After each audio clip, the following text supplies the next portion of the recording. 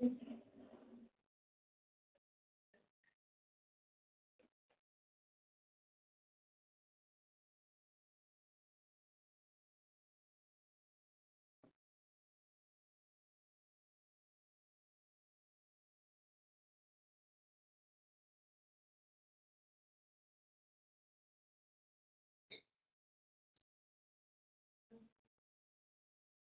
we are live. Very good. Good afternoon. My name is Joe Seemack, Director of Public Works for Harford County, and I'm Chairman of the Northeast Maryland Waste Disposal Authority. We have provided information on the authority's website to allow the public to view this meeting via YouTube live stream. Today's authority meeting agenda does not have any closed session items. Members, please identify. Identify yourselves before speaking or to make or second a motion. Andrew, you've confirmed that we've established a quorum? We do indeed have a quorum for today. Thank you. The chair then calls to order the 369th meeting of the Northeast Maryland Waste Disposal Authority, April 11th, 2023.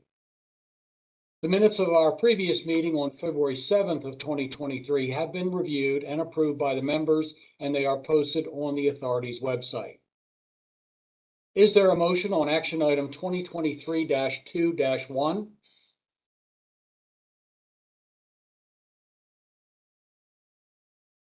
So moved, Mr. Chairman. Thank you. Second? Second.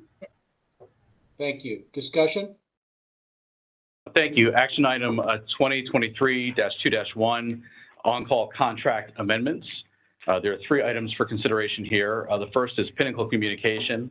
Baltimore County is using Pinnacle for additional communications and advertising efforts in connections with their solid waste planning. We are asking for an increase in the amount of $500,000 for this contract to fund such efforts. Item 2 is for SCS engineers in Montgomery County. The county continues to use SCS in connection with the water pump system at the resource recovery facility. We're asking for an increase in the amount of $80,000 for these services. And the last item for consideration is ARM Group, again in Baltimore County. The county is using ARM Group in connection with the Eastern Sanitary Landfill expansion, design, and permitting option services. We're asking for an increase in the amount of $300,000 for these services. So the authority staff is asking for increases for the above referenced contracts in the amount set forth above. Thank you. Are there any questions or any discussion from the members?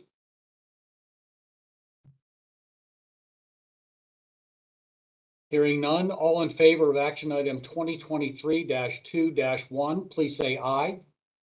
Aye. Aye. Any opposed? Any abstentions? Hearing no opposition, that item is approved. Is there a motion on action item 2023-2-2?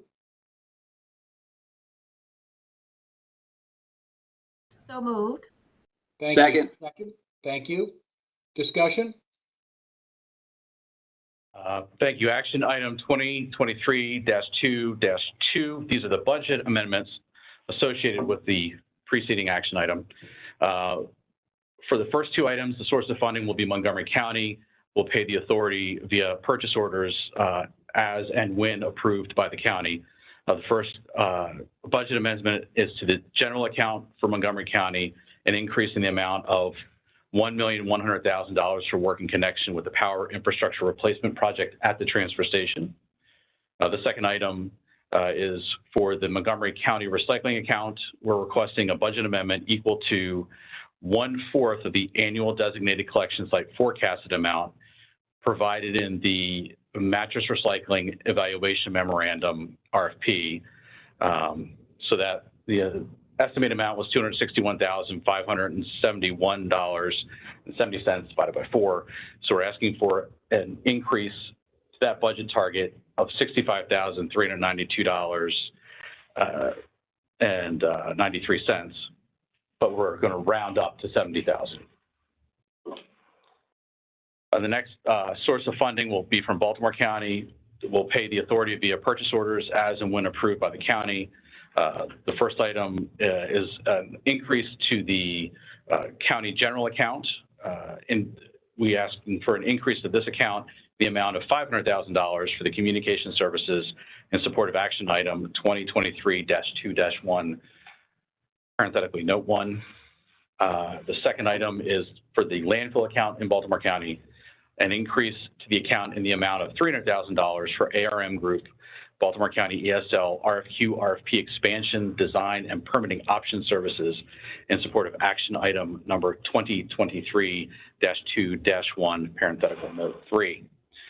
And the final budget amendment that we are proposing today is Montgomery County will pay the authority through its monthly bill for the resource recovery facility as and when approved by the county. This is under the county's general account, an increase in the amount of $80,000 for the continued county's efforts regarding the water pump system at the RRF in support of action item 2023-2-1, parenthetical note 2. Thank you. Are there any questions or any discussion from the members? Hearing none. All in favor of action item 2023-2-2, please say aye. Aye. Any opposed? Any abstentions? Hearing no opposition, that item is approved. Is there a motion on action item 2023-2-3? So moved. Thank you. Second? Second, Phil Harris, Frederick County. Thank you. Discussion. Action item number 2023-2-3 is the award of the authority's information technology, hardware, software, integration management, and support services contract. On February 1st, 2023, the authority issued an RFP for the authority information technology, hardware, software, integration management, and support services contract. The RFP was sent to the authority's current vendor. All vendors who requested the RFP experienced Microsoft Office 365 partners in the Baltimore area and was also posted on the authority's website. Addendum number 1 was issued on February 17, 2023 to respond to questions submitted by interested vendors. Responses to the RFP were received from the following vendors by the due date of March 6, 2023. ByteRite Support, CMIT Solutions, Dresner Group, Improve Your IT, Intiva Inc., TeamLogic IT of Ellicott City and BWI Maryland, WellForce IT, and SmartForce and Zavaya. After reviewing the proposals, the authority determined that ByteRite Support offered the best overall value to the authority. ByteRite Support's pricing was the third lowest cost. The lowest cost proposer, Improve Your IT, was missing information, and the price differential compared to the current market and the other proposals submitted, among other factors, caused concerns about an understanding of the requirements. WellForce IT's cost was substantially similar to ByteRite Support's cost. However, WellForce IT is located in Raleigh, North Carolina. The authority determined it was best to have a local vendor who would be, which would be more beneficial for any provided on-site support.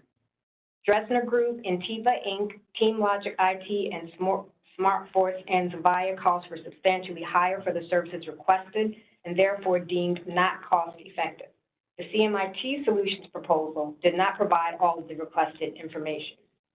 ByteRite Support will have a one-time setup fee, which is reasonable as the IT management and support services will have to be transitioned to a new vendor, as well as hourly costs associated with help desk support.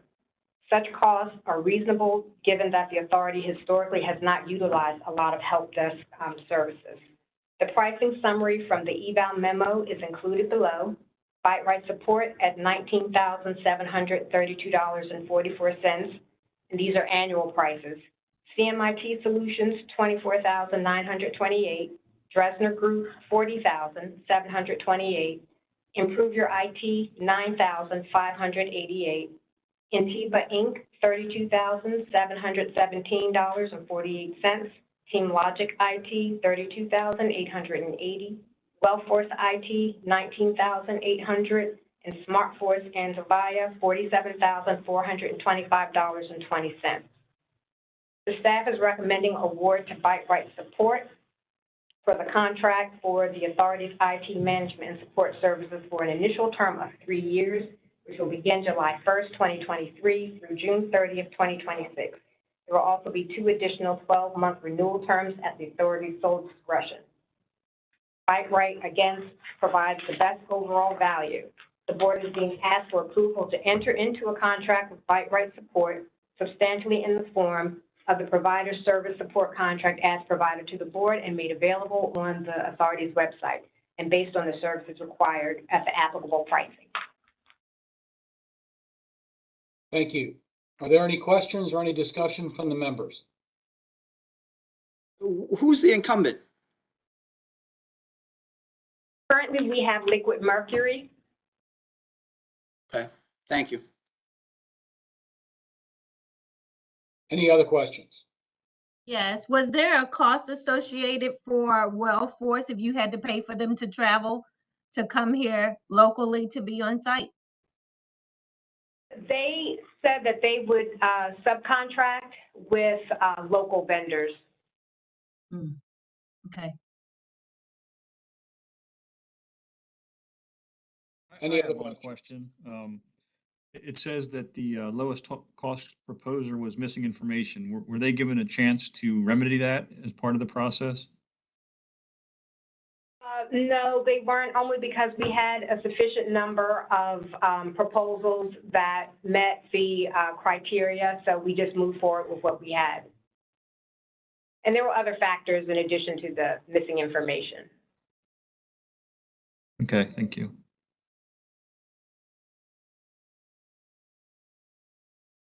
Any other questions? Thank you. All in favor of action item 2023-2-3, please say aye. Aye. Aye. Aye. Any opposed? Any abstentions? Hearing no opposition, that item is approved. Is there a motion on action item 2023-2-4?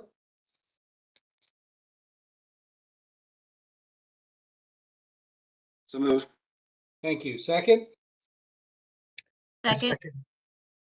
Thank you very much. Discussion? Thank you. Action item 2023-2-4 is the award of electronic materials collection and reuse recycling services contract. I do want to take this moment to introduce Lee McElroy, who was the project PM on this particular procurement and worked very hard with a lot of your team members to come up with what we think is a very good suite of services. The source of funding for these contracts, should they be taken up by the individual members, each participating member jurisdiction will create their own purchase order related to the confirmation as applicable. I do want to note that there are certain services proposed that will be cost-free to the applicable member jurisdiction based on the proposals, and that pricing is attached.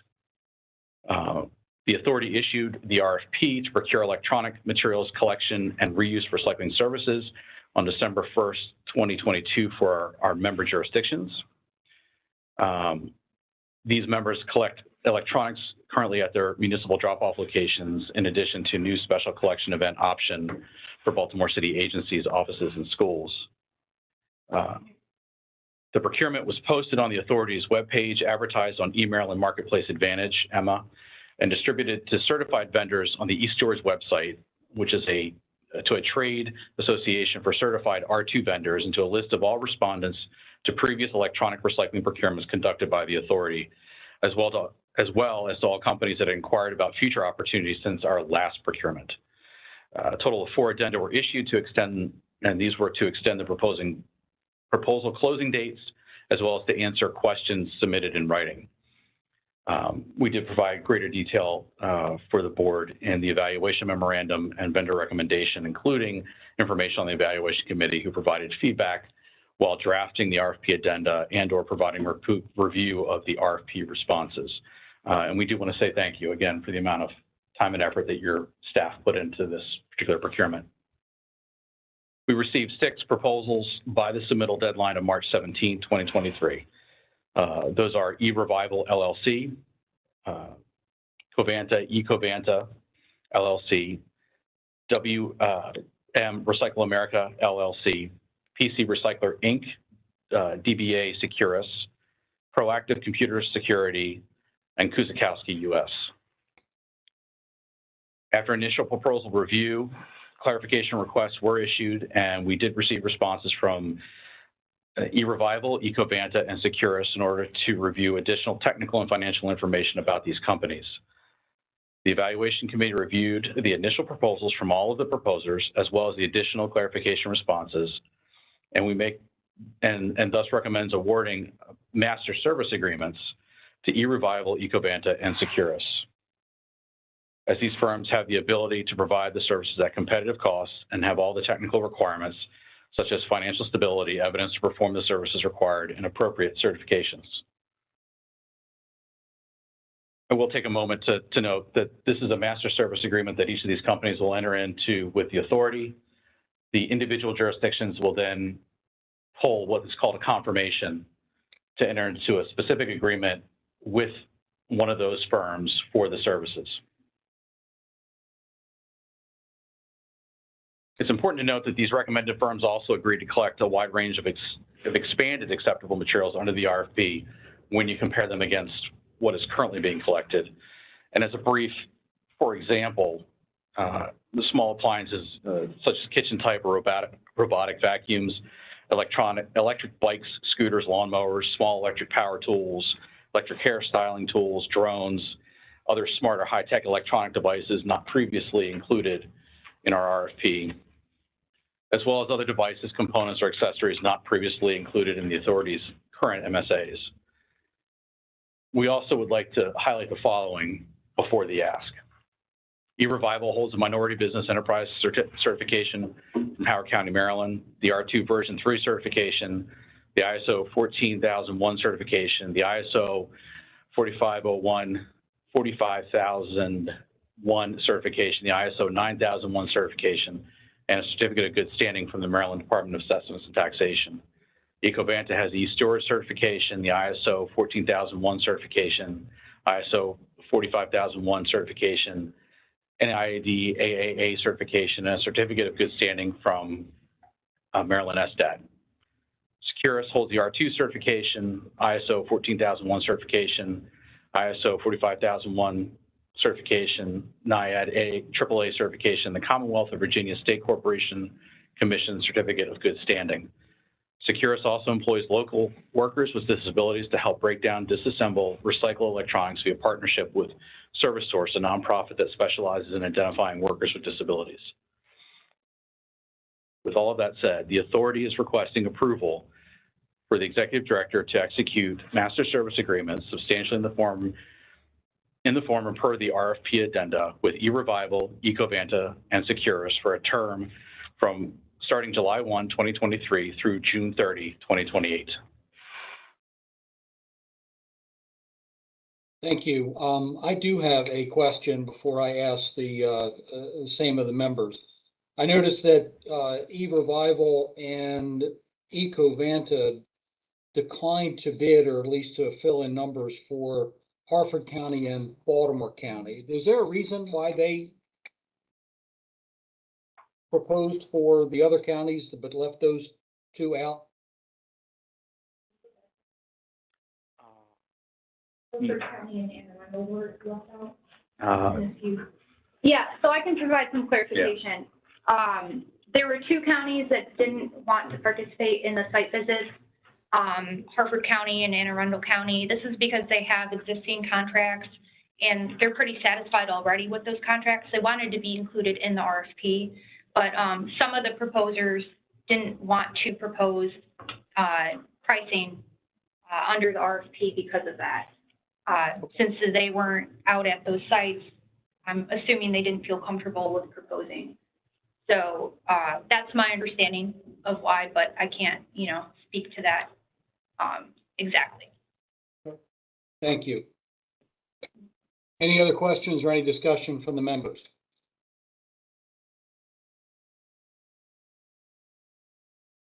Hearing none, all in favor of action item 2023-2-4, please say aye.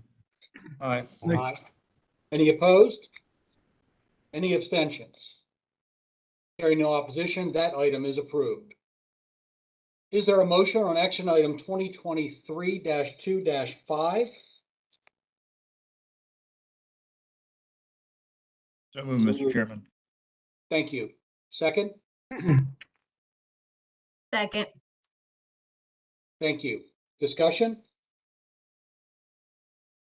Okay, thank you. Action item number 2023-2-5 is the award for residential household hazardous waste services contract for Carroll and Frederick counties. Before I dive in, I would like to introduce John Schott. John was the project principal on this procurement and worked with both counties in developing the scope and running the procurement. At the request of Carroll and Frederick counties, the authority issued an invitation for bids on February 7th, 2023 for qualified contractor to provide services related to the acceptance, transportation, and disposal or recycling of residential household hazardous waste during county designated residential household hazardous waste HHW drop-off days. This selected contractor will conduct a minimum of 1 and a maximum of 4 HHW drop-off events per year as directed by each of Carroll and Frederick counties. The IFB was advertised on the authority's website, eMaryland Marketplace, and was sent to vendors that have provided similar services in the region. An addendum was issued on March 3rd, 2023 in response to a vendor for request for clarification as it related to staffing at these events. The authority requested vendors to provide estimated number of staff for each collection event and the proposed rate for labor, hourly rate per person per collection event. A draft letter agreement was also provided within the addendum that will be finalized between the qualified bidder awarded the contract and the authority. One vendor, MXI Environmental Services, LLC, located in Abingdon, Virginia, submitted a bid in response to the IFB. In consultation with Carroll and Frederick counties, the authority submitted a request for clarification to MXI's bid response and a request for a best and final offer. As an alternative to the hourly rate proposed for the labor, the authority requested a fixed labor rate for the county's consideration.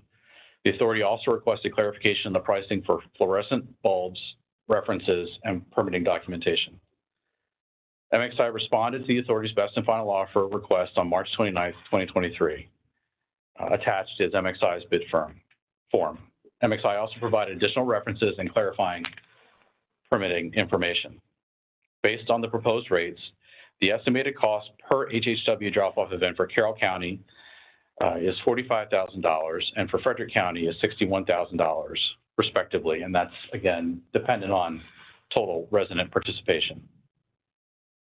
Based on qualifications and pricing, the authority requests approval to enter into a contract with MXI Environmental Services, LLC, substantially in the form of the contract as set forth in the terms of the IFB.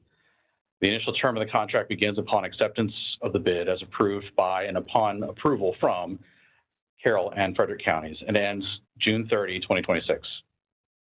The authority has the sole option to renew the contract for 2 one-year periods through June 30, 2028 at the direction of the counties.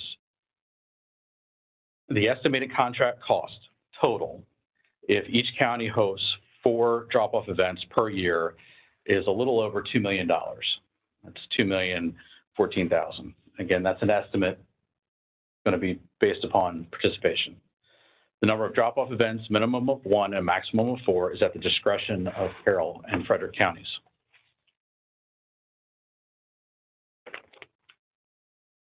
And so we are asking for the board's approval of the recommendation to award to MXI for the Frederick and Carroll counties HHW contract. Thank you. Any questions or any discussion from the members?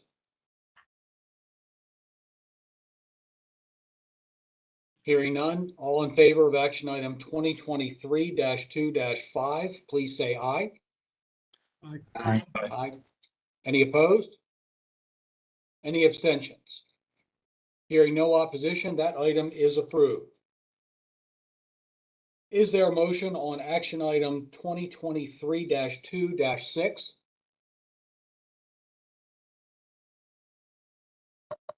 So moved. Thank you. Second? Second. Second. Thank you. Discussion? Action item number 2023-2-6 is to update the authority banking documents. Staff is requesting board approval to update the authority banking documents as needed. For accounting purposes, the authority needs to reflect the addition of Mr. John Schott as Senior Project Manager as an authorized user. Thank you. Any questions or any discussion from the members? Hearing none, all in favor of action item 2023-2-6, please say aye. Aye. Any opposed? Any abstentions? Hearing no opposition, that item is approved. As you all know, the legislature has wrapped up their 2023 session last night. Andrew, would you please give us an update on the bills that you've been tracking for us?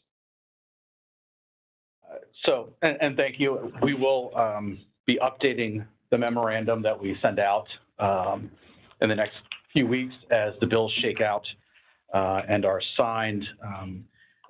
Similar to February, we'll give you a quick rundown of several of the bills that we have been following and their final status. HB 31, and this was the Products and Packaging, Labeling, Marketing, and Advertising for Recycling. This bill had a hearing in the House, and then no further action was taken. This bill would have required certain conditions to be met in order to place the chasing arrows or recyclability claim on packaging. Of particular interest, as this bill has come about many years in a row now, HB 255, this was the Maryland Paint Stewardship Bill. The House bill made it through the Senate with amendments and then was sent back to the House for consideration and unfortunately did not make it out of the House before sine die. So this will be another year where paint care, paint stewardship is not in the state of Maryland. The cross file for the Senate passed out of amendment but was not heard in the House. Of a great deal of interest to many in the state, HB 284, which is the Reducing Packaging Materials Producer Responsibility Bill. This was the House bill, EPR. That bill made it over out of the House into the Senate. The cross file for the Senate, which was SB 222, did make it through both chambers, made it through conference committee, and is passed and will be signed by the governor. In the simplest of terms, the important thing that was captured here was it does require a statewide assessment for recycling needs, and it requires that the Maryland Department of the Environment procure an independent consultant perform this work, and this will set the groundwork, so to speak, for how then EPR is implemented through the state of Maryland. It gives some guidelines for the establishment of a producer responsibility organization. It's going to take some time to really go through what all the changes actually mean because the bill was heavily amended late in session.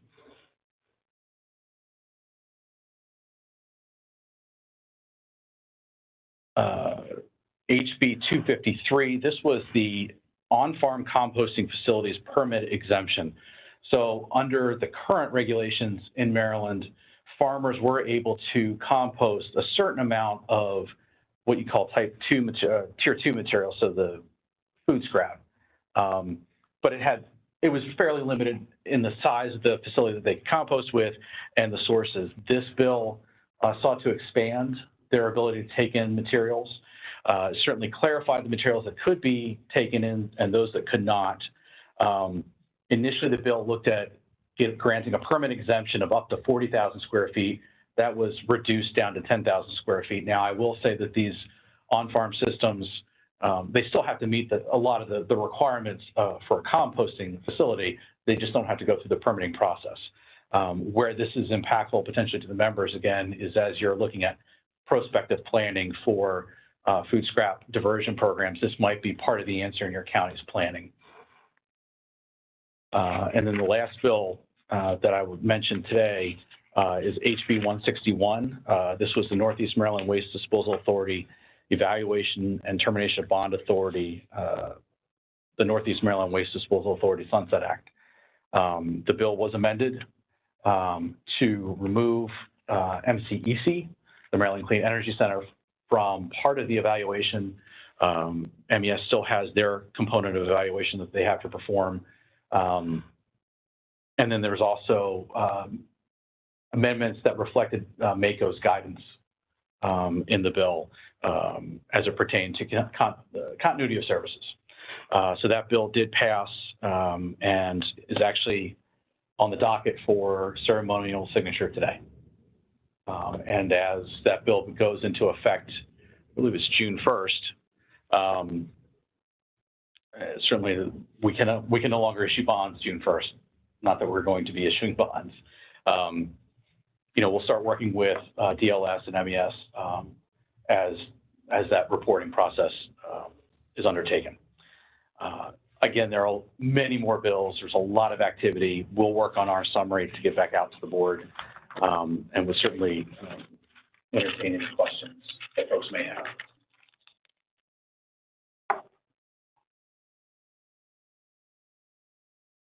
Andrew, 253, the on-farm composting, did that pass? Yeah. That passed the governor on April 7th. Okay, thank you. Yep.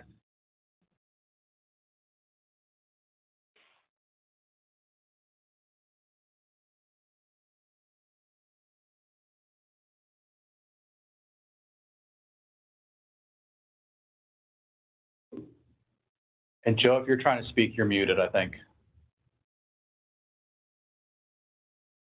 Sorry about that. There was a fire engine going by and I messed up. Thank you, Andrew. Any other questions for Andrew on his summary?